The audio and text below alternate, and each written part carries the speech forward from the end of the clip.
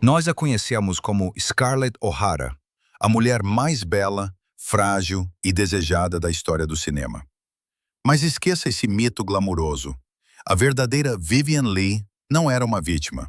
Ela era uma predadora implacável, que usava seu grave transtorno mental como combustível para sua carreira. Enquanto o mundo aplaudia sua atuação genial, enfermeiros a amarravam à cama com cintos de couro, envolviam-na em lençóis gelados e passavam 100 volts de eletricidade pelo seu cérebro. Ela cuspia sangue nas filmagens de E o Vento Levou, sofreu um aborto em cena e levou seu próprio marido a uma fuga desesperada. Hoje, vamos descer aos porões da psique da maior atriz do século XX e descobrir como Hollywood confundiu loucura real e assustadora com atuação genial. Bem-vindo à verdadeira história de Scarlett. Apertem os cintos, vai doer. Ato 1. Eletrochoque e lençóis gelados. O preço da normalidade. Para entender Vivien Leigh, é preciso esquecer o cetim dos vestidos de Scarlett O'Hara e o veludo das cortinas de Blanche Dubois.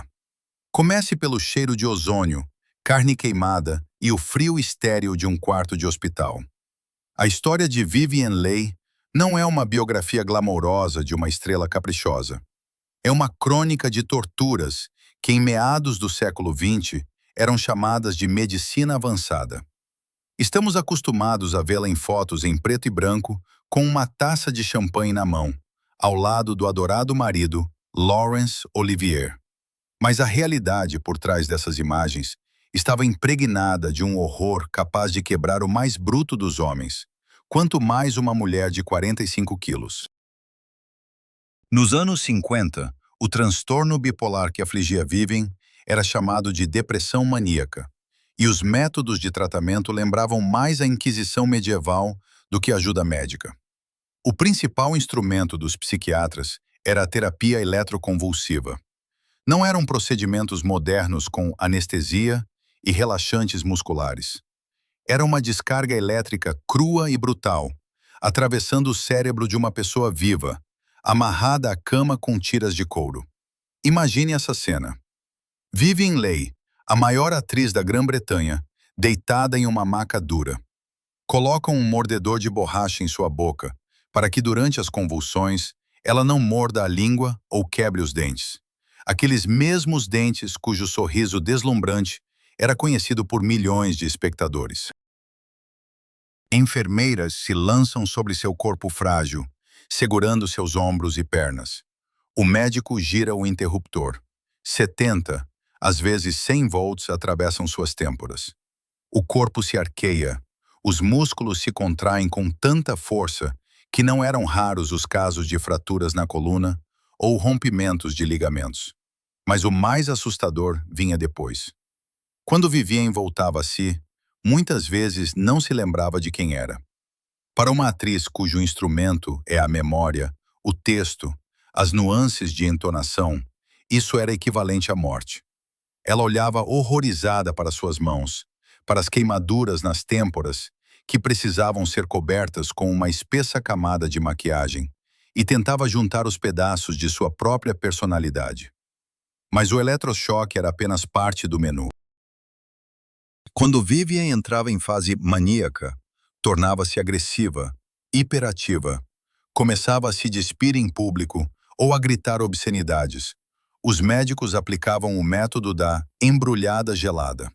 Ela, nua, era enrolada em lençóis embebidos em água gelada.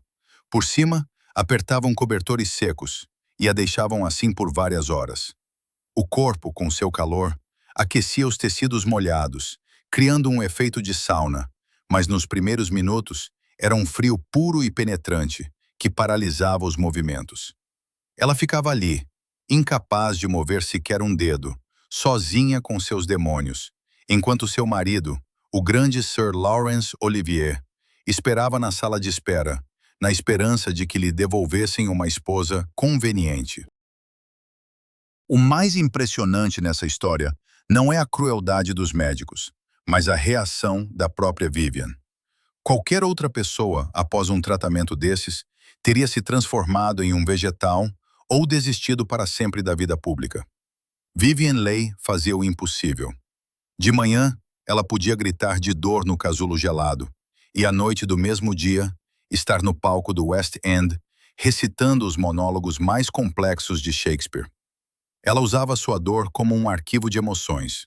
Cada descarga elétrica, cada humilhação na clínica psiquiátrica, ela guardava em seu baú de atriz, para depois trazer à tona no palco. Sua força não estava em evitar a loucura, mas em aprender a existir em dois mundos ao mesmo tempo: o mundo dos enfermeiros e o mundo dos reis. Lady Olivier na presença da rainha e a paciente na clínica. Era a mesma pessoa, mantida de pé apenas por um esforço de vontade monstruoso. Mas de onde vinha essa vontade de aço? Esse mecanismo de autodestruição não surgiu do nada.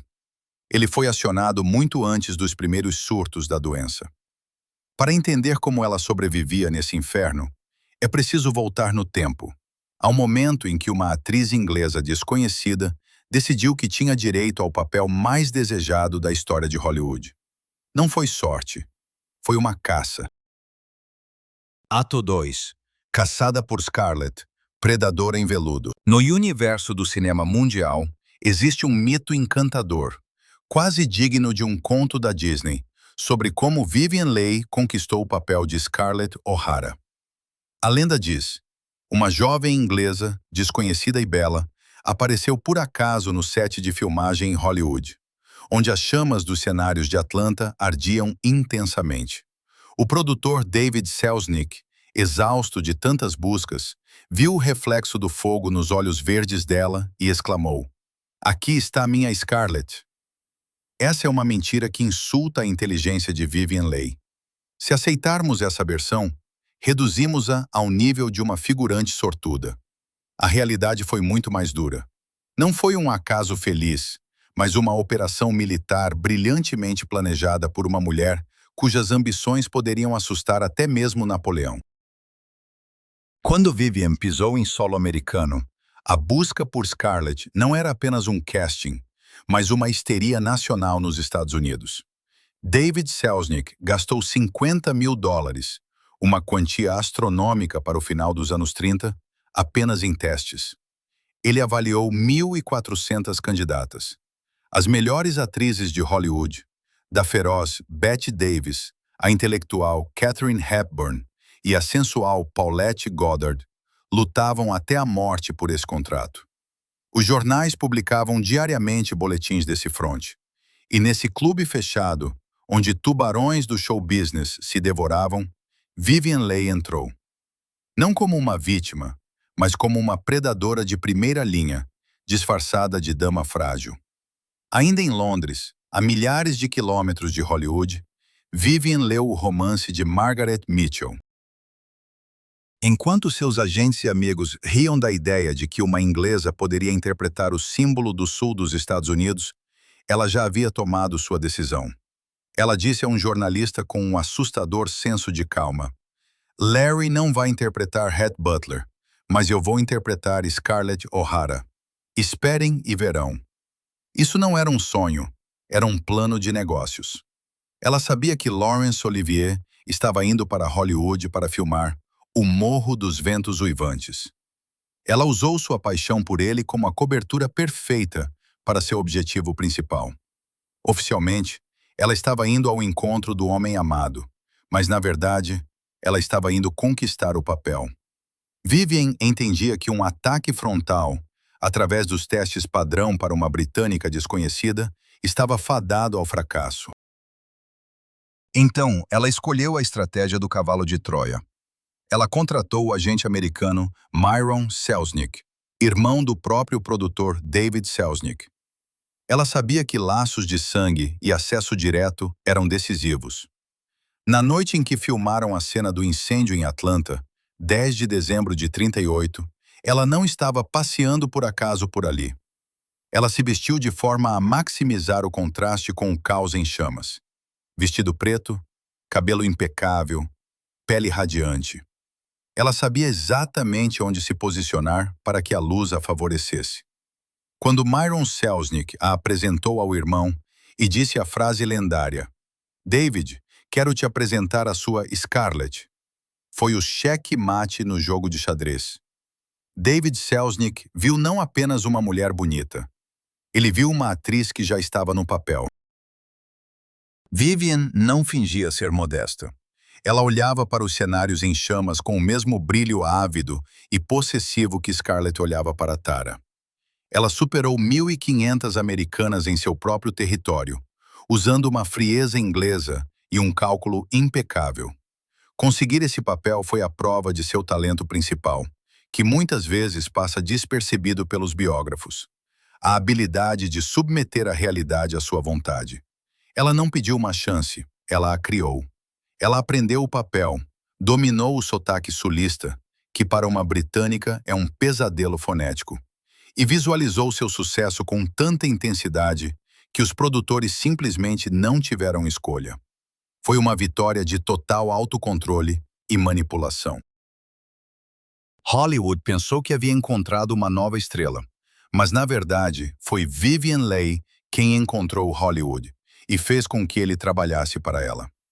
Mas de onde veio essa determinação de ferro em uma jovem criada sob as rígidas regras de um convento católico? Onde ela aprendeu a acreditar tanto em sua própria excepcionalidade a ponto de convencer o mundo inteiro disso? A resposta está na infância, em uma promessa específica feita por uma menininha que decidiu que a palavra não existia para ela. Ato 3. O juramento da menina. A origem do perfeccionismo. Para entender a natureza do caráter inabalável de Vivien Leigh, é preciso deixar de lado as ideias românticas sobre uma alma criativa perdida em devaneios. A base de sua personalidade não foi construída em clubes de teatro, mas em um lugar que mais parecia um quartel para damas nobres do que uma escola de artes. Sua obsessão pela perfeição não era um capricho de estrela, mas um mecanismo de defesa desenvolvido por uma criança solitária, arrancada da quente Índia colonial aos 6 anos e colocada na cinzenta e chuvosa Inglaterra. Vivian Mary Hartley, nome verdadeiro da atriz, foi enviada pelos pais ao convento do Sagrado Coração em Roehampton. Era uma instituição católica elitista, mas rígida. Lá, lágrimas, fraquezas ou reclamações não eram incentivadas. Ensinavam disciplina, autocontrole e dedicação a um propósito maior. Para a pequena Vivian, deixada pelos pais, que voltaram à Índia para viver a vida social, o convento tornou-se um campo de sobrevivência. Ela rapidamente entendeu. Para não ser esmagada pela saudade e pelas freiras severas, precisava ser impecável. Precisava ser a melhor. Imagine a cena. 1920, corredores longos e frios, o cheiro de incenso e cera. Uma menina de olhos enormes está em posição de sentido. Ela tem apenas 7 anos, mas já sabe que qualquer demonstração de emoção é uma vulnerabilidade. Aprende a usar o uniforme de forma que nenhum vinco denuncie desleixo. Aprende a falar naquele inglês cristalino, que mais tarde se tornaria sua marca registrada, treinando a dicção por horas para eliminar qualquer traço de coloquialismo. No convento, ela tinha uma única amiga, Maureen O'Sullivan, futura estrela de Hollywood, conhecida pelo papel de Jane nos filmes de Tarzan. Um dia, enquanto as meninas discutiam o futuro, Maureen sonhava em ser aviadora ou se casar. Vivien, olhando para ela com um olhar fixo, proferiu uma frase que se tornaria profética. Eu serei uma grande atriz. Note a formulação. Não eu quero ser, não eu sonho, mas eu serei. Não era uma fantasia infantil, mas uma constatação, uma decisão tomada. Naquele momento, ela já havia firmado um contrato consigo mesma. Decidiu que se tornaria alguém tão significativo que ninguém jamais poderia deixá-la ou ignorá-la novamente. No convento, permitiram que ela tivesse um gatinho, um privilégio inaudito para aquele tempo e lugar. Isso demonstra sua habilidade precoce de manipular as regras. Ela era tão encantadora e convincente em sua correção que as freiras severas faziam exceções para ela. Mas por trás dessa máscara de aluna obediente, escondia-se uma exigência monstruosa consigo mesma. Se tocasse violoncelo, tinha que tocar melhor que todos. Se aprendesse um papel em uma peça escolar, sabia o texto de todos os personagens. Foi nas paredes do convento do Sagrado Coração que nasceu a Vivian Leigh que conhecemos. Lá, ela aprendeu a transformar suas emoções em ferramenta. Lá, compreendeu que amor e reconhecimento precisavam ser conquistados com trabalho árduo. Seu perfeccionismo tornou-se sua armadura. Ela cresceu com a convicção de que se não fosse perfeita, não existia. Esse maximalismo infantil, somado a uma vontade de ferro, permitiu-lhe conquistar o mundo, mas também plantou uma bomba relógio em sua psique. Ela proibiu-se de ser fraca, e quando a doença começou a atacar seu cérebro, ela simplesmente não tinha a habilidade de pedir ajuda ou dar-se uma pausa. Agora temos uma arma perfeitamente afiada. Uma jovem mulher bonita, ambiciosa e disciplinada, disposta a tudo pela grandeza. Mas uma arma precisa de um alvo.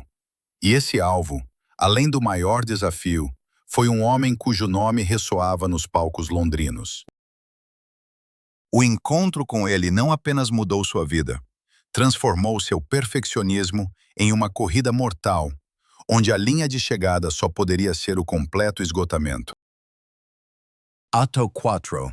Pacto de Sangue, Vivian e Larry. O mundo os recorda como o casal dourado do século XX. Laurence Olivier e Vivian Leigh, nomes que se pronunciam em um só fôlego, como Romeu e Julieta. Revistas brilhantes venderam sua história por décadas como o padrão do amor romântico. O maior ator da época e a mulher mais bela do mundo. Mas ao raspar o dourado, o que se revela não é um conto de fadas, mas um thriller. Sua união não foi um porto seguro, mas um campo de batalha, onde amor se misturava com inveja profissional, dependência neurótica e o constante medo de não corresponder. Para Vivian, esse casamento foi o papel mais desafiador de sua vida, onde o diretor, crítico e Deus era uma só pessoa, seu marido. Não era apenas uma paixão que surgiu no set de Fogo sobre a Inglaterra em 37. Era um pacto entre dois predadores ambiciosos. Olivier já era considerado o herdeiro do trono teatral, o jovem leão do teatro britânico. Vivian era uma estrela em ascensão, mas aos olhos da elite, apenas uma bela atriz de cinema. A diferença de status era colossal. Para estar com Olivier, ela precisava não só amá-lo, mas se tornar ele. Ela se propôs a destruir essa diferença, provar que merecia estar ao lado dele no palco, não como um adorno, mas como uma parceira igual. O romance deles começou com uma traição dupla.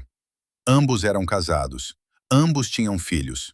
Na conservadora Inglaterra dos anos 30, um relacionamento aberto era um suicídio social. Mas Vivian superou isso com assustadora facilidade. Ela deixou o marido, o dedicado Lee Holman, e a pequena filha, Suzanne. Olivier deixou a esposa e o filho. Esse alicerce de culpa e escândalo cimentou sua ligação. Era nós contra o mundo. Mas dentro desse nós havia um jogo cruel. Vivian aprendia com Olivier com o fanatismo de uma aluna que quer superar o mestre. Ela copiava suas entonações, adotava seus gestos, estudava sua compreensão de Shakespeare. Olivier, por sua vez, estava lisonjeado, mas também assustado.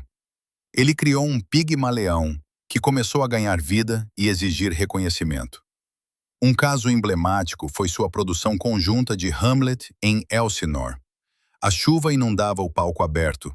Os organizadores estavam em pânico. Olivier, acostumado ao controle, estava à beira de um colapso.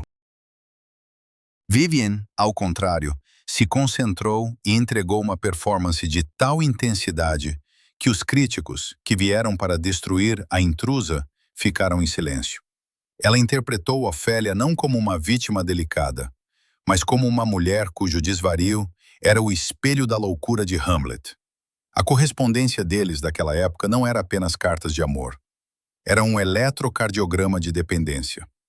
Acordei com vontade de me despedaçar porque você não está aqui, ela escreveu. Não é uma metáfora poética. É o grito de alguém perdendo as fronteiras do próprio eu. Ela vivia em constante tensão, tentando adivinhar o humor de Larry, agradar seu gosto exigente, corresponder ao seu gênio. Ela se tornou a anfitriã perfeita de sua mansão, Notley Abbey, organizando recepções das quais toda Londres falava, apenas para que Larry pudesse brilhar. Ela gastava suas últimas forças para ser sua musa, secretária e amante, esquecendo que seu próprio corpo já dava sinais de alerta. O casamento com Laurence Olivier foi o principal catalisador do sucesso e da ruína de Vivien Leigh. Ele levou a barra de exigências a alturas inatingíveis. Ela se convenceu de que o amor de Olivier era uma recompensa que precisava ser conquistada a cada dia com novas vitórias. Se ela atuasse mal, ele deixaria de amá-la. Se ela envelhecesse, ele partiria. Esse medo neurótico a impulsionava, fazendo-a aceitar papéis que esgotavam sua psique. Ela criou o culto a Olivier, tornando-se sua principal sacerdotisa, e sacrificou sua saúde mental nesse altar. No auge dessa tensão, com seus nervos esticados como cordas, ela desejou um papel que exigia não apenas atuação, mas um desnudamento físico e moral completo. Ela teria que ir para a América, para entrar no inferno ardente de Atlanta. E lá, entre a poeira e o caos das filmagens de E o Vento Levou, sua loucura oculta encontrou pela primeira vez a loucura de sua personagem. Ato 5. Inferno em Atlanta.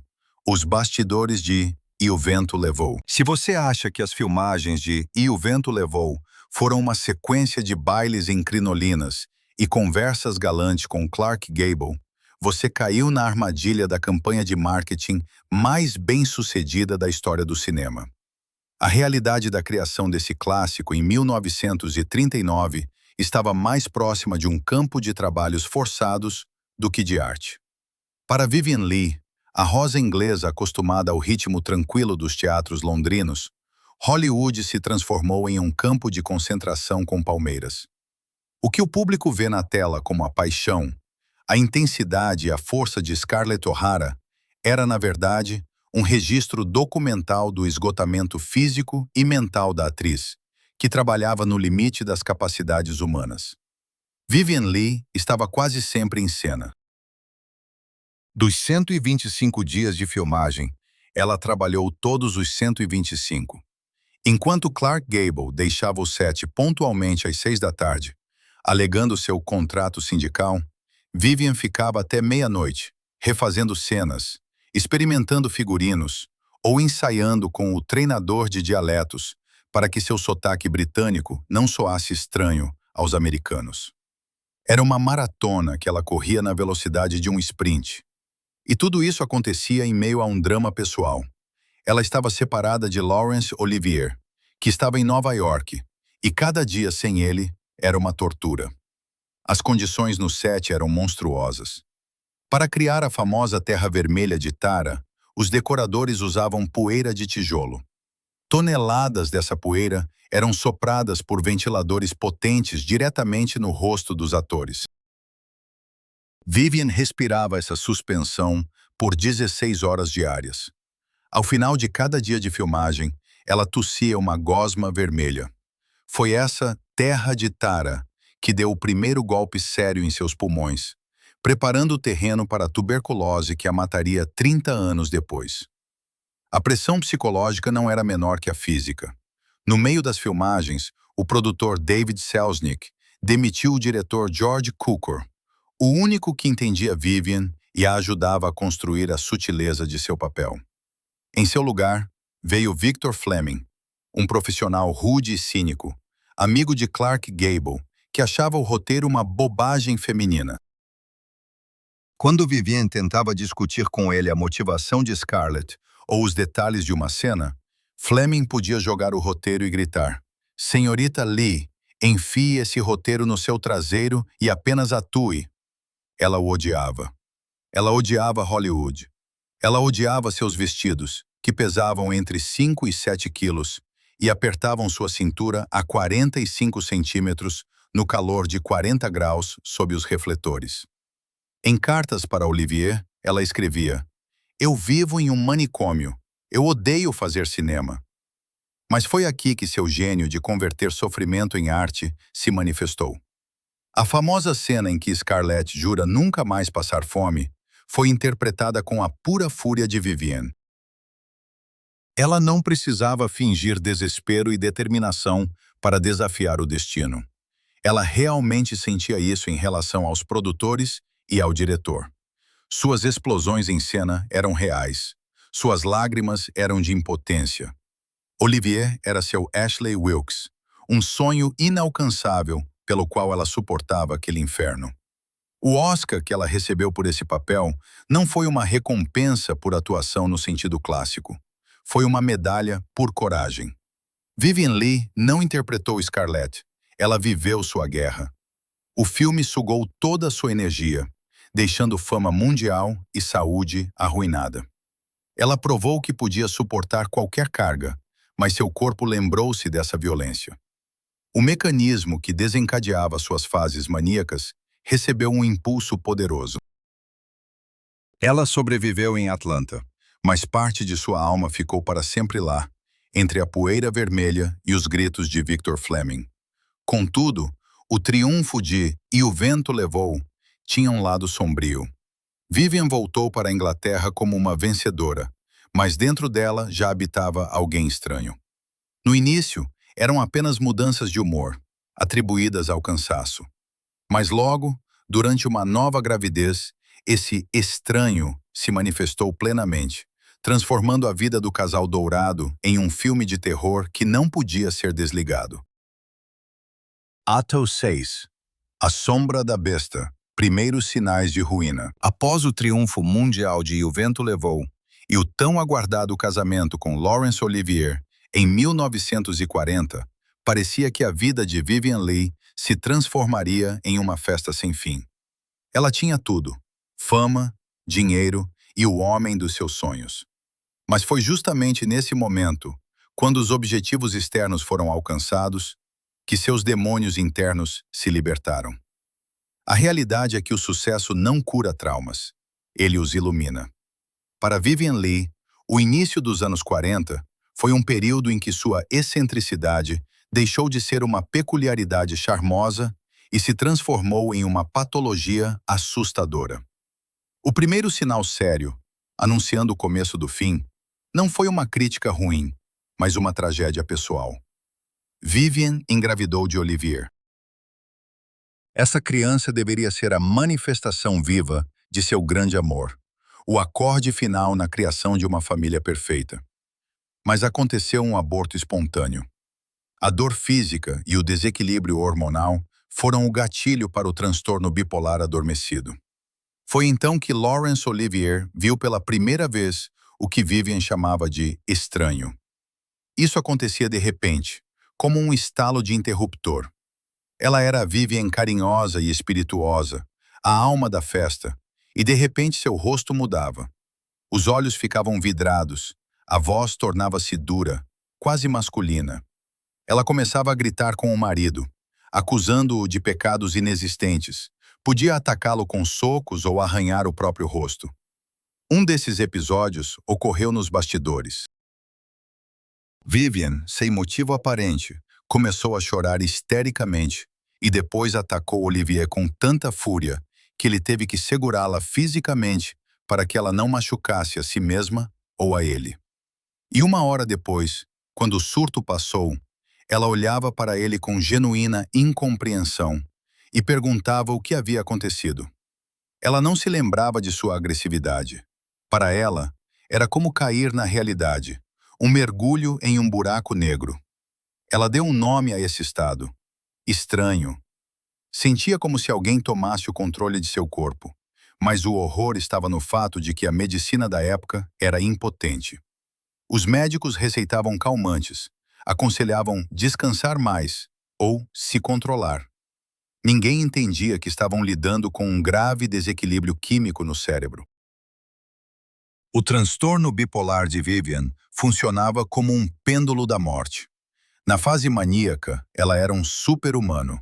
Podia ficar dias sem dormir, dar festas grandiosas, limpar o chão da mansão às 3 da manhã e, ao mesmo tempo, decorar papéis em 2 idiomas. Nesses momentos, ela era deslumbrante, sexualmente insaciável e incrivelmente produtiva. Diretores e produtores adoravam essa Vivian energética, sem perceber que estavam explorando um sintoma da doença. Mas após a mania, inevitavelmente vinha a depressão. Era a fase da cobrança. Vivian podia ficar semanas na cama, olhando para um ponto fixo, sem forças nem para se lavar. Ela chamava isso de período de chuva cinzenta. Nesses dias, ela odiava a si mesma, seu corpo e seu talento. Olivier, que tinha pavor de doenças e fraquezas, simplesmente fugia para o trabalho, deixando-a aos cuidados de empregados e amigos. A tragédia de Vivian Leigh é que sua doença por muito tempo trabalhou a favor de sua carreira.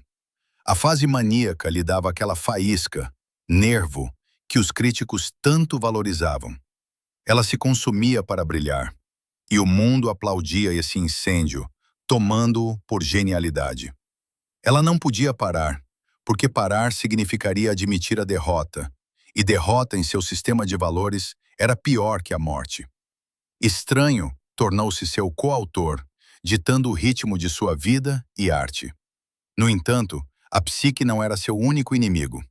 Enquanto Estranho atormentava sua mente, uma doença real e física começou a devorar seus pulmões. O próximo grande papel, o de rainha egípcia, tornou-se a arena onde Vivian teve que lutar em duas frentes, contra sua loucura e contra uma infecção mortal que ela contraiu tentando provar que era mais forte que a natureza. Ato 7. César e Cleópatra, rainha à beira do abismo. Nos anos 40, Vivian Leigh se viu prisioneira não apenas de seu temperamento, mas também das ambições da indústria cinematográfica britânica. O filme César e Cleópatra foi concebido como o projeto mais caro da história do cinema inglês. Uma resposta a Hollywood, uma prova de que Londres, mesmo ferida pela guerra, podia criar épicos monumentais. Para Vivian, esse projeto deveria ser seu retorno triunfal às telas após uma pausa.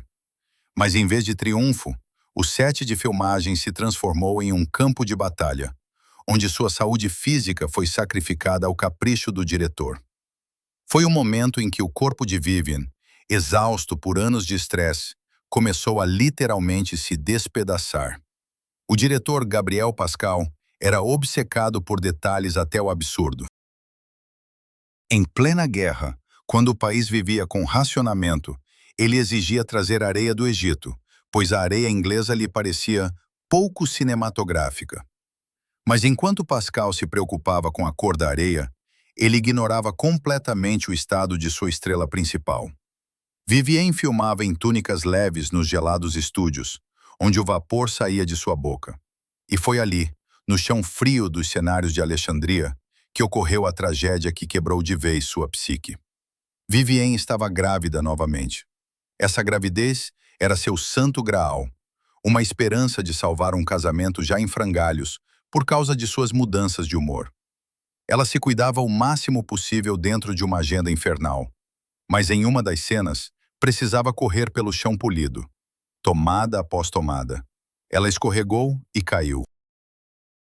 A queda brusca provocou um aborto. Ela perdeu o bebê ali mesmo, no set de filmagem. O sangue no traje da rainha egípcia tornou-se o símbolo do colapso de suas esperanças de maternidade. Uma depressão profunda a envolveu instantaneamente. Mas Pascal não podia parar as filmagens. O orçamento já estava estourado. Vivian teve apenas alguns dias para se recompor antes de ser empurrada novamente para os holofotes.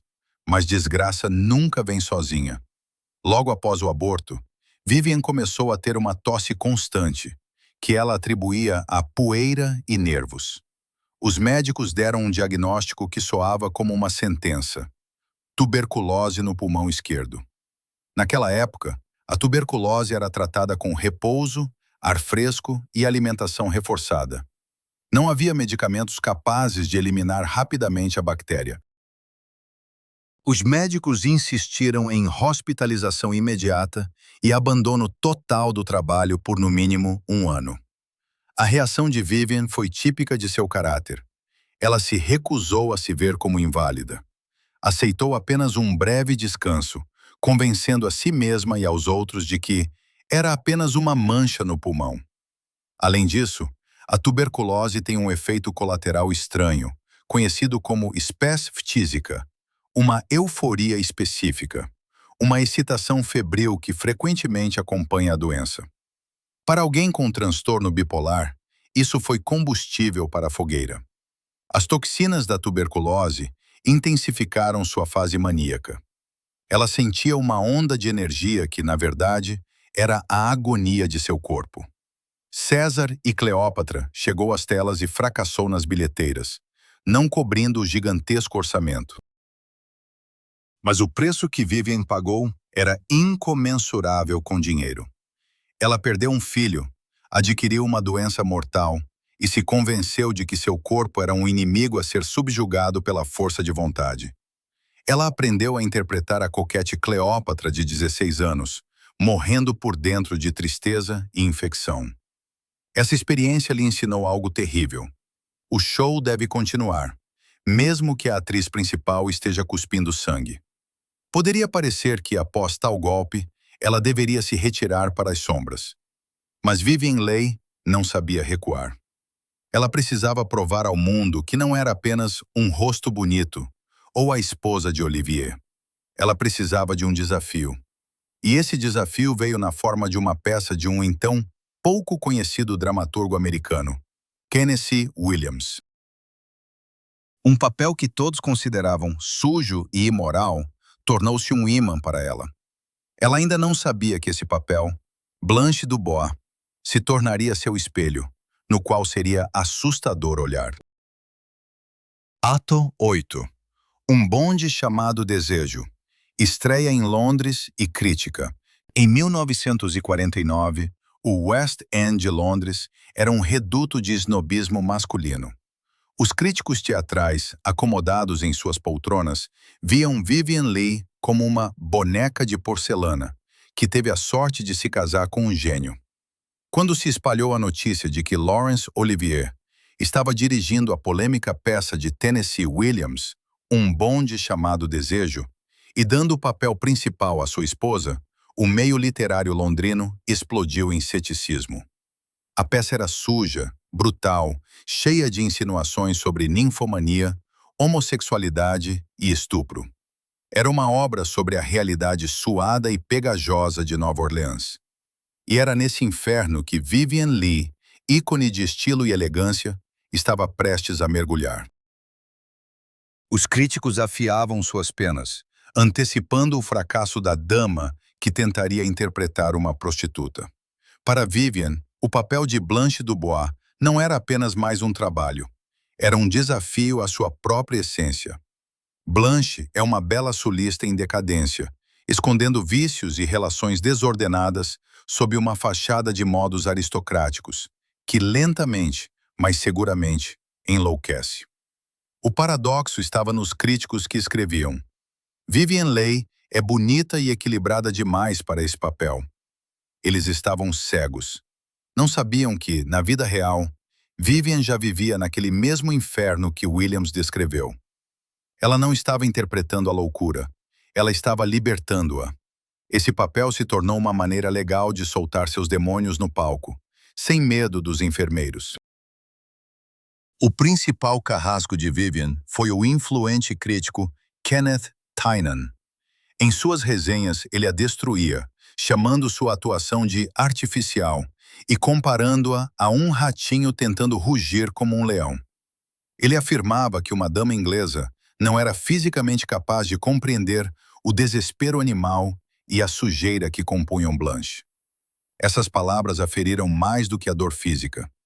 Vivien era obcecada pela opinião da imprensa. Ela recortava essas críticas devastadoras relia-as repetidamente, decorando cada insulto. Em vez de se quebrar, ela decidiu provar o contrário através da autoflagelação. A peça ficou em cartaz por 9 meses. 326 vezes, ela subiu ao palco do Teatro Aldwych. 326 vezes sua personagem foi humilhada, espancada e estuprada, mesmo que cenicamente, no final. 326 vezes, ela enlouqueceu diante do público. Ela mudou sua voz, adicionando notas histéricas e estridentes que tanto irritavam os críticos, mas que se encaixavam perfeitamente no personagem. Ela parou de dormir, para que seus olhos ficassem vermelhos e inflamados, e seu rosto cinza de cansaço. Ela se levava ao limite de propósito.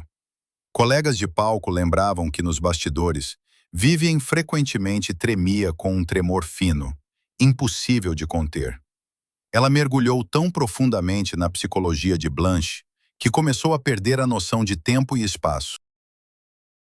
No camarim, ela podia passar horas falando com o sotaque de sua personagem, exigindo ser chamada de Miss Dubois. Olivier, que dirigia a produção, via o que estava acontecendo, mas, como sempre, colocava o sucesso da peça acima da saúde de sua esposa. Ele exigia dela mais nervo, e ela lhe dava esse nervo, arrancando-o de sua própria psique. A montagem londrina se tornou um sucesso comercial, apesar do veneno dos críticos. O público saía do teatro em silêncio sepulcral, abalado pela energia de decadência que aquela mulher frágil transmitia. Vivien Leigh venceu os céticos, mas perdeu a guerra por sua própria sanidade. 9 meses de imersão diária na loucura borraram a linha entre realidade e ficção. Blanche Dubois deixou de ser um papel, tornou-se um parasita, alojado no corpo da atriz. No entanto, o palco teatral foi apenas um aquecimento. O verdadeiro teste a aguardava. Hollywood decidiu adaptar a peça para o cinema, e Vivian foi convidada para Los Angeles. Lá ela não encontraria o teatro britânico polido, mas um confronto com uma nova força selvagem que revolucionaria a atuação.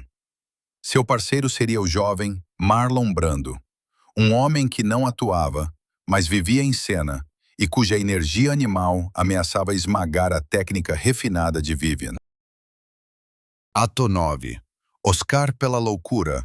A adaptação de Um Bonde Chamado Desejo. Em 1950, quando Vivien Leigh chegou a Hollywood para filmar a versão cinematográfica de Um Bonde Chamado Desejo, ela se viu em um ambiente hostil que espelhava perfeitamente o enredo da peça. O diretor, Elia Kazan, reuniu todo o elenco original da Broadway. Marlon Brando, Kim Hunter, Karl Malden. Todos eram adeptos do método, uma nova escola de atuação baseada em profundo mergulho psicológico e improvisação. Eles eram uma família, uma gangue, um organismo único. E nesse grupo coeso de selvagens, Vivien Leigh foi lançada, uma dama britânica rígida, uma forasteira, representante da velha escola. Kazan fez isso de propósito. Ele sabia que a isolação da atriz no set criaria a química de rejeição necessária para o papel de Blanche Dubois. Foi o choque de duas galáxias. De um lado, Marlon Brando, suado, resmungando, coçando-se em cena, imprevisível como um animal selvagem. Do outro, Vivien Leigh, cuja técnica era cirurgicamente precisa, dicção impecável, e cada gesto milimetricamente calculado. Brando desprezava sua artificialidade, ela temia sua sujeira. Mas foi esse conflito que criou na tela uma eletricidade que ainda hoje solta faíscas. Vivien não precisava atuar o medo de Stanley Kowalski. Ela realmente temia Brando e o caos que ele representava. Elia Kazan, sendo um manipulador genial, usou a instabilidade mental de Vivien como ferramenta. Mais tarde, ele comentaria cinicamente: ela tinha um pequeno talento, mas o maior desejo de sobreviver. Ele via que a atriz estava à beira de um colapso nervoso, e em vez de lhe dar uma pausa, a empurrava para o abismo. Vivien Leigh trouxe para o set não apenas sua habilidade, mas sua doença. A ninfomania de Blanche Dubois ressoava com a hipersexualidade de Vivien em fase maníaca. O medo de Blanche de murchar e envelhecer era o maior pesadelo de Vivien, que já tinha 37 anos, uma idade crítica para uma atriz naquela época. Na famosa cena da lâmpada, onde Blanche grita de horror quando Stanley arranca o abajur de papel, revelando a luz intensa, Vivien não estava atuando. Para ela, uma mulher obcecada com sua aparência, a luz brilhante era um inimigo. Ela havia ajustado a iluminação em sua casa para sempre estar em penumbra, escondendo rugas e sinais de cansaço.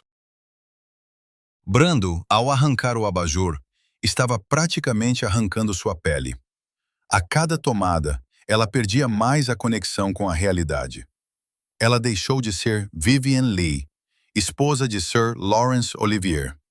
Ela se tornou Blanche, uma mulher solitária, desvanecendo no esquecimento, que o mundo mastiga e cospe fora. Mais tarde, ela diria uma frase assustadora. Por 9 meses eu fui Blanche Dubois, e ela ainda me controla. Após o comando "corta", ela frequentemente não conseguia sair do personagem, continuando a falar com sotaque sulista e exigindo um pouco de uísque para acalmar os nervos. O segundo Oscar que ela ganhou por esse papel se tornou a recompensa mais cara da história do cinema. Os acadêmicos a premiaram não por sua atuação, mas por um sacrifício público. Ela entregou sua sanidade para esse papel. O filme se tornou um testemunho documental de como uma mulher com transtorno bipolar enlouquece sob o olhar das câmeras. Elia Kazan e Marlon Brando extraíram tudo dela, deixando apenas uma casca vazia. Blanche Dubois, no final da peça, vai para um sanatório, confiando na bondade de estranhos. Vivien Leigh, após as filmagens, foi direto para uma clínica, onde a esperavam choques elétricos e lençóis gelados. Mas mesmo após tal esgotamento, a máquina do show business não pretendia deixá-la ir. Vivien, mal recuperada, assinou contrato para filmar o blockbuster exótico A Trilha dos Elefantes.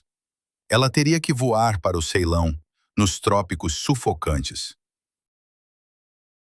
E lá, longe da civilização e dos médicos, no calor que derretia o cérebro, sua psique se rebelou de uma forma que não podia ser escondida nem com maquiagem, nem com talento. Não era mais uma crise criativa, mas uma catástrofe em grande escala. Ato 10. Colapso no Ceilão. A Trilha dos Elefantes. Em 1953, Vivien Leigh não era apenas uma estrela, mas uma lenda viva com 2 Oscars. Porém, a indústria cinematográfica é uma máquina que devora pessoas, sempre faminta por mais. A Paramount a escalou para o papel principal no drama exótico A Trilha dos Elefantes. Local: Ceilão. Hoje, Sri Lanka. Clima: calor sufocante e umidade total. Para uma mulher com problemas pulmonares e uma mente instável, recém-saída do papel de Blanche Dubois, isso era como ser enviada para uma câmara de gás. Mas Vivien, movida por seu trabalho compulsivo e medo de ser esquecida, aceitou. A viagem ao Ceilão foi um ponto sem retorno. Antes, Vivien conseguia equilibrar-se na beira da loucura, escondendo os sintomas atrás das portas do quarto. Mas ali, sob o sol escaldante, sua sanidade derreteu de vez. Não era um colapso nervoso, como os jornais delicadamente descreviam. Era uma psicose total, com alucinações, paranoia e perda de identidade. O set de filmagem virou um cenário de luto, onde a estrela principal não conseguia distinguir ator de marido, roteiro de realidade. Seu parceiro de cena era o ator australiano Peter Finch, conhecido por seu temperamento explosivo e tendência ao álcool. Em vez de se apoiarem, tornaram-se catalisadores da loucura. O romance que começou entre eles não era uma história de amor, mas uma ligação febril e doentia de 2 pessoas em queda livre. Vivien parou de dormir. Nas noites tropicais, vagava pelo hotel, conversava com sombras, recitava monólogos de um bonde chamado Desejo, confundindo nomes dos personagens. Em suas fases maníacas, exigia sexo, álcool e atenção, tornando-se agressiva quando negada. O momento mais assustador ocorreu durante as filmagens. Vivian estava diante da câmera em um vestido luxuoso, mas seus olhos estavam vazios. Quando o diretor gritou, "Ação!", ela começou a chamar Peter Finch de Larry, como chamava Olivier. Ela acreditava sinceramente que seu marido estava ali. Quando tentavam corrigi-la, ela ficava furiosa, gritava que estavam tentando enganá-la, que estava sendo vigiada. Via rostos demoníacos nas folhas da selva. A situação saiu do controle quando ela se recusou a embarcar no avião de volta para Hollywood para as filmagens em estúdio. Achava que o avião era uma armadilha. Precisaram sedá-la até a inconsciência para transportá-la. Durante o voo, quando os sedativos começavam a perder efeito, ela tentava se despir e pular pela escotilha. As aeromoças e acompanhantes precisavam segurá-la fisicamente enquanto ela se debatia no chão da primeira classe. Em Los Angeles, não foi recebida com triunfo, mas por enfermeiros. O estúdio tomou uma decisão dura e puramente comercial. Vivien Leigh foi demitida. Todas as cenas com ela foram cortadas e regravadas. Elizabeth Taylor, jovem e promissora, foi chamada às pressas para o papel. Para Vivien, isso foi o apagamento de sua identidade. Seu esforço, seu sofrimento sob o calor, sua atuação, tudo foi destruído como filme defeituoso. No filme, restaram apenas alguns planos gerais de costas, onde seu rosto não podia ser visto, traços fantasmagóricos da atriz que deu a essa obra os últimos resquícios de sua saúde. A Trilha dos Elefantes marcou oficialmente o fim da carreira de Vivien Leigh como estrela principal em Hollywood. Produtores que ontem a idolatravam, agora carimbavam inapta em seu arquivo pessoal. Companhias de seguro recusavam-se a cobrir projetos com sua participação. O mito da grande atriz foi destruído por um diagnóstico médico. Ela voltou para a Inglaterra não como vencedora, mas como paciente, que precisava ser escondida dos olhos do público. Mas o golpe mais duro a esperava em casa. Laurence Olivier, seu Deus, seu Larry, por quem ela vivia e respirava, a encontrou no aeroporto. Mas seus olhos não tinham mais adoração. Havia medo e cansaço. Ele viu no que sua musa havia se transformado e percebeu que não podia mais, nem queria, carregar esse fardo. Enquanto Vivien lutava contra seus demônios nas clínicas, ele começou a planejar uma fuga que a destruiria mais do que qualquer fracasso no cinema. Ato 11. A traição do Deus. O divórcio de Olivier. Para o mundo inteiro, o divórcio de Sir Laurence Olivier e Lady Vivien Leigh, em 1960, foi um choque comparável à abdicação de um rei. Mas para Vivien, não era apenas o fim legal de um casamento. Era o colapso de uma religião, da qual ela havia sido a única devota fiel por 20 anos. Olivier não era apenas seu marido. Ele era seu pigmaleão, seu parceiro de cena, seu norte e, no fim das contas, sua única razão para se agarrar à realidade. Ao perder Larry, ela não perdia apenas um homem, ela perdia seu reflexo no espelho. Laurence Olivier não partiu porque deixou de amá-la. Ele partiu para sobreviver. Anos vivendo com uma esposa maníaco-depressiva, cujas crises se tornavam cada vez mais assustadoras e públicas, o esgotaram. Ele sentia que a loucura dela era contagiosa, que estava puxando o maior ator da Grã-Bretanha para o fundo. Foi um ato cruel, mas necessário, de autopreservação. Ele escolheu um porto seguro, a jovem atriz Joanne Plowright, que era o completo oposto de Vivien, terrena, estável, normal. Para Vivien, essa escolha foi uma dupla ofensa. Ela foi trocada não por alguém mais bonita ou talentosa, mas por alguém entediante, porém segura. O processo de separação foi doloroso e longo. Olivier, sendo um homem que evitava conflitos, demorou a ter coragem de dizer a verdade a ela cara a cara. Ele escrevia cartas. Em uma delas, enviada enquanto Vivian estava em mais uma clínica, tentando se recompor, ele pediu liberdade. A reação de Vivian Leigh a essa traição, pois era assim que ela via, merece um lugar especial na história do estoicismo. Ela não fez escândalo na imprensa. Não jogou lama no marido, embora soubesse o suficiente sobre suas traições e fraquezas para destruir sua reputação. Ela aceitou o golpe com dignidade real. No dia em que o divórcio foi anunciado, jornalistas cercaram sua casa. Ela saiu até eles impecavelmente vestida, com maquiagem perfeita escondendo os olhos chorosos, e disse apenas: Lady Olivier deseja a Sir Lawrence felicidade.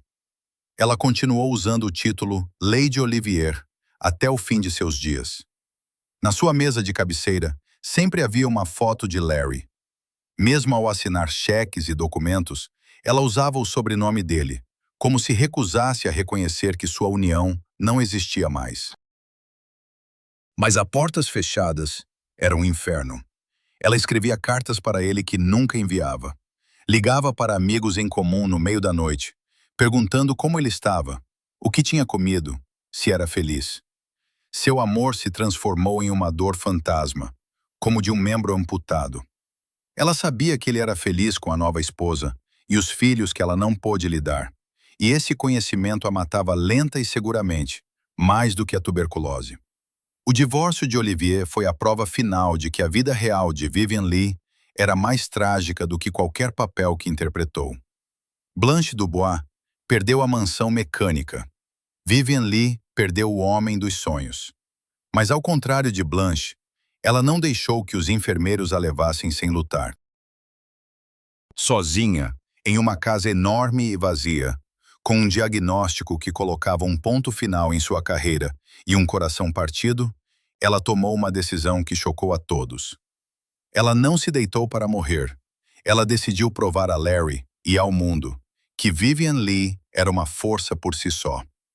O que poderia fazer uma mulher solitária, doente, de 47 anos, que já tinha sido descartada?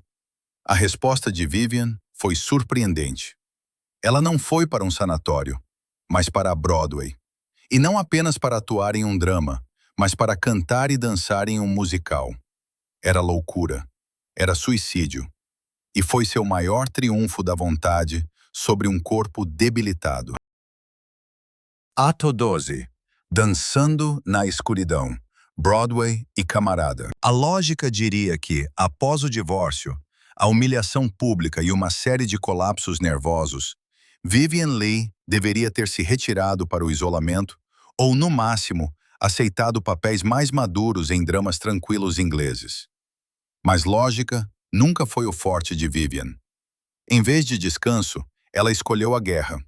Em 1963, aos 49 anos, com pulmões corroídos pela tuberculose e uma mente que se mantinha por um fio, ela assinou um contrato para estrear em um musical na Broadway. Era como enviar alguém com um coração doente para escalar o Everest sem oxigênio.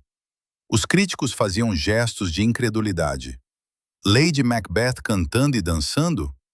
Eles esperavam um fracasso. Vivian esperava um revide. O musical se chamava Camarada. Vivian interpretava a grande duquesa Tatiana Petrovna, forçada a trabalhar como empregada doméstica em Paris. Era uma comédia leve e brilhante, que exigia da atriz não profundidade emocional, mas a resistência física de um atleta olímpico. Cantar, dançar, trocas rápidas de figurino, 8 apresentações por semana. Vivian Leigh desafiou a Broadway em seu próprio território.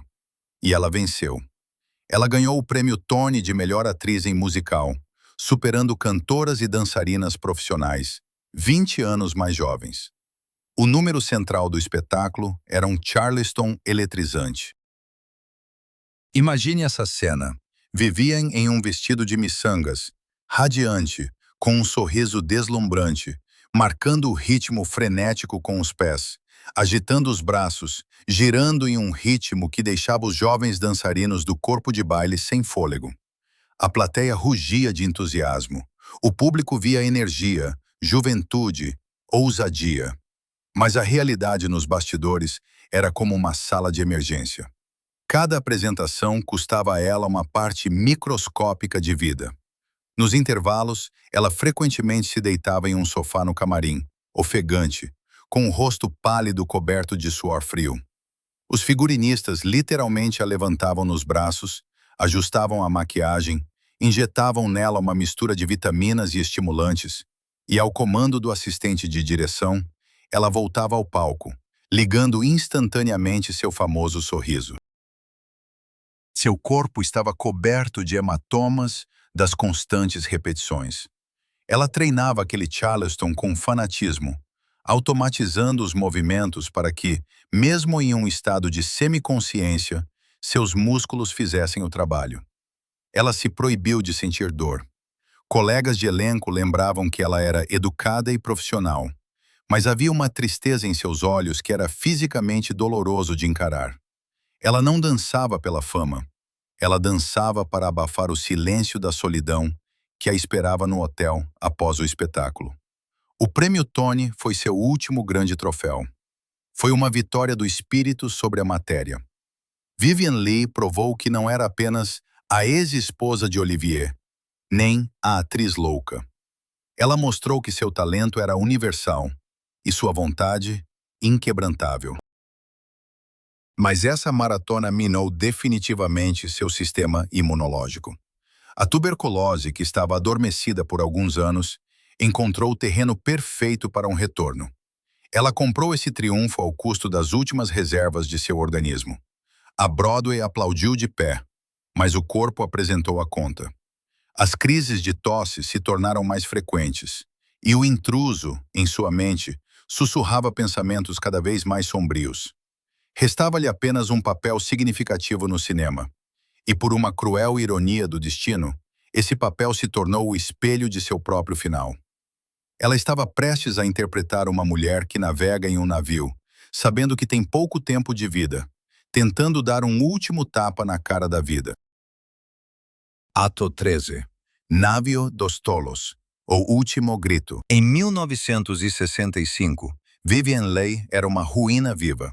Seu rosto, outrora considerado o mais perfeito do mundo, agora mostrava as marcas de batalhas intermináveis contra a doença, o álcool e a insônia. A maioria das atrizes de seu calibre, em tal estado, se aposentaria para ser lembrada eternamente jovem. Vivien fez exatamente o oposto. Ela aceitou um papel no filme de Stanley Kramer, Navio dos Tolos.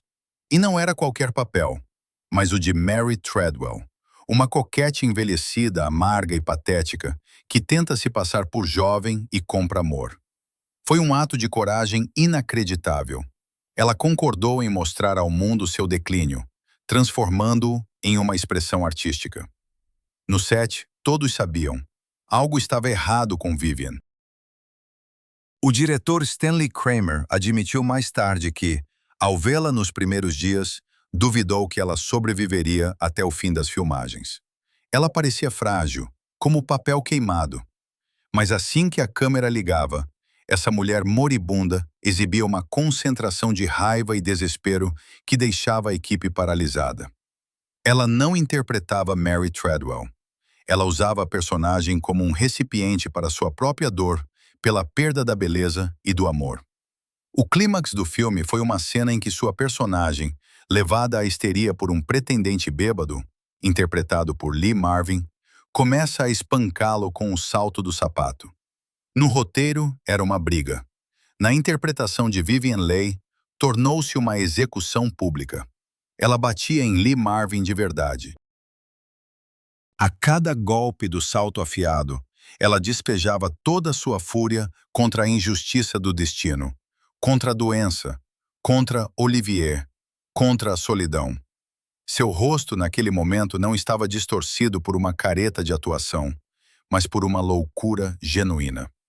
Marvin, um homem duro e veterano de guerra, mais tarde confessou que ficou com medo. Ele não via uma parceira de cena, mas uma fúria. Os hematomas que ficaram em seu rosto e braços eram reais. Mas o mais assustador era o que acontecia entre as tomadas. A paranoia de Vivian atingiu o auge. Ela achava que os outros atores conspiravam contra ela, que os iluminadores ajustavam as luzes de propósito para destacar suas rugas. Ela esquecia o texto, confundia nomes, mas seu profissionalismo estava gravado em seu subconsciente. Assim que ouvia ação, ela se recompunha instantaneamente. Sua dicção tornava-se impecável e seu olhar afiado como uma navalha. Ela trabalhava movida por pura adrenalina do colapso. Por esse papel, Vivien Leigh recebeu o prestigiado prêmio Globo de Cristal. Os críticos escreveram que ela interpretou o triunfo da desilusão. Mas poucos entendiam que não estavam assistindo a uma atuação. Estavam vendo uma filmagem documental de uma agonia. Vivien Leigh, espancando um homem com um sapato ao som de tango, era uma metáfora de sua própria luta com a vida, que tentava violá-la. Ela revidou, colocando nesses golpes suas últimas forças. Esse foi seu último filme. O cinema lembrou não apenas como a jovem Scarlett, mas também como essa mulher feroz e quebrada, que se recusa a se render sem lutar. O filme foi concluído. As luzes se apagaram. Vivien voltou para Londres, para seu apartamento na Eaton Square. O silêncio, que ela tanto temia, finalmente chegou. Mas junto com o silêncio veio um velho conhecido, a tuberculose. Desta vez, ele voltou não como um aviso, mas como uma sentença. E Vivien, que lutou a vida toda, de repente tomou uma decisão que surpreendeu todos que a conheciam. Ela parou de resistir. Ato 14. Suicidio Ritual. A morte de Vivien Leigh, em julho de 1967, é frequentemente descrita como uma trágica coincidência. Dizem que a grande atriz se consumiu no trabalho. Mas, ao olhar os fatos sob a lente de sua personalidade, fica claro. Não foi um mero acaso, mas uma escolha consciente. Foi uma forma de suicídio passivo, cometido por alguém que preferiu uma morte rápida a um lento apodrecimento em uma cama de hospital. Para Vivien Leigh, a vida só fazia sentido em movimento, nos ensaios, sob as luzes do palco. Quando os médicos lhe deram a escolha, tornar-se inválida em um sanatório ou arriscar a vida continuando em ação, ela não hesitou um segundo. Em maio de 1967, o velho inimigo voltou. O raio-X mostrou que ambos os pulmões de Vivien estavam tomados pela tuberculose, e no esquerdo havia uma enorme cavidade. A situação era crítica. Os médicos insistiam em hospitalização imediata, repouso absoluto e isolamento total do mundo exterior por 6 meses, talvez um ano. Para Vivien, que se preparava para a estreia da complexa peça de Edward Albee, Um Equilíbrio Delicado, isso soava mais como uma sentença de prisão do que um plano de tratamento. Ela sabia o que era isolamento. Lembrava-se dos lençóis gelados das clínicas psiquiátricas e disse um firme não. Ela ficou em seu apartamento na Eaton Square, 54. Seu fiel companheiro dos últimos anos, o ator Jack Merivale, tentou criar para ela um ambiente de hospital em casa. Mas Vivien sabotava o tratamento com seu vício em trabalho.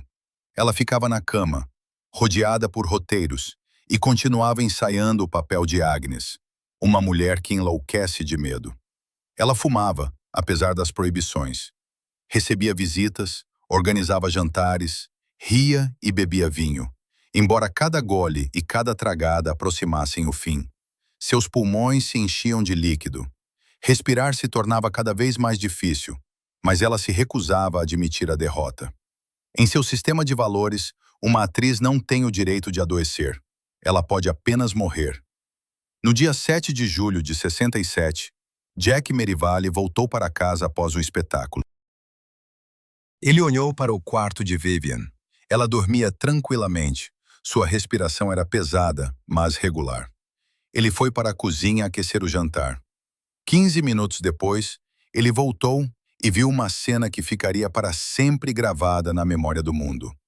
Vivian Leigh estava caída no chão, de bruços, perto da porta do banheiro. O que aconteceu foi o seguinte: ela acordou sufocando. O líquido nos pulmões subiu à garganta.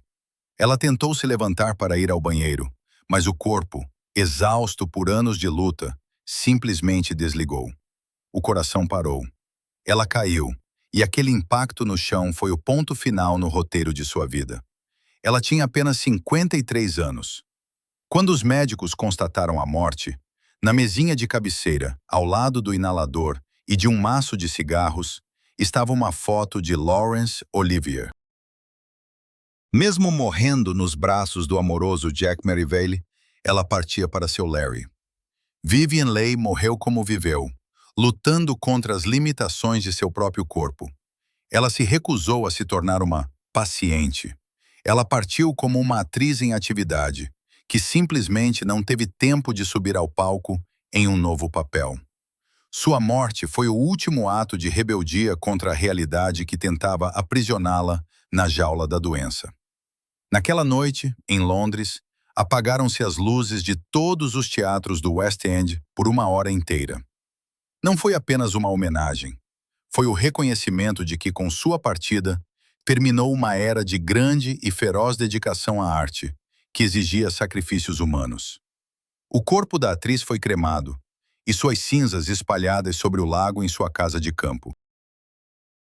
Mas a história de Vivian Leigh não terminou com sua morte física. Pelo contrário, foi então que começou a se formar o verdadeiro culto, que vive até hoje.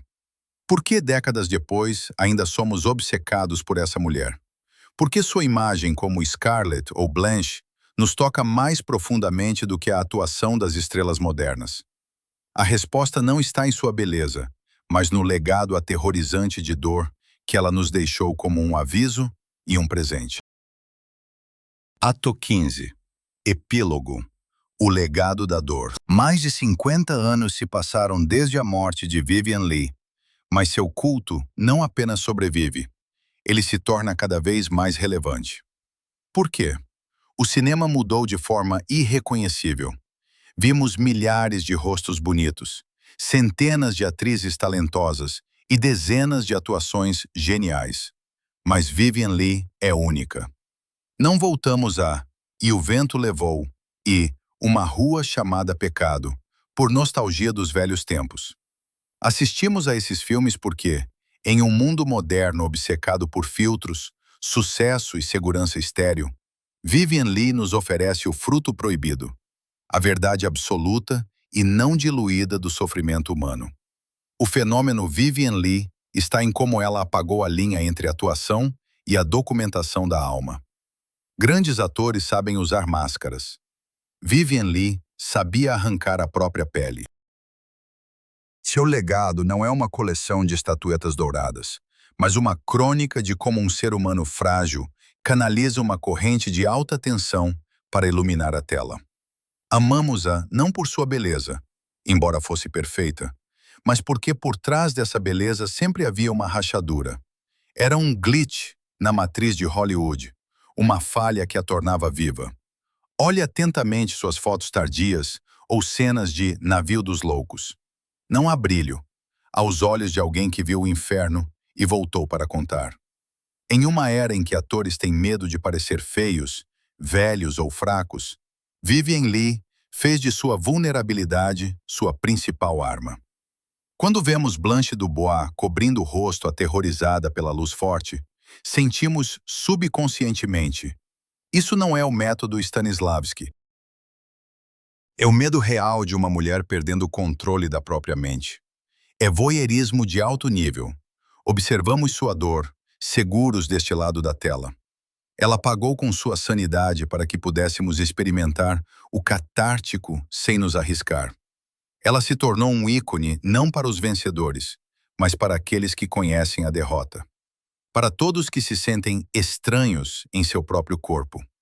Para aqueles que precisam sorrir em festas enquanto gritam por dentro. Vivian Leigh mostrou que mesmo em completa desintegração, é possível manter a dignidade real. Sua famosa sobrancelha arqueada não é coquete, é um desafio ao caos. O preço de sua imortalidade foi monstruoso. Ela não interpretou seus papéis, ela se sacrificou por eles. A história de Vivien Leigh nos ensina que a grande arte, muitas vezes, exige uma entrega total, beirando a autodestruição.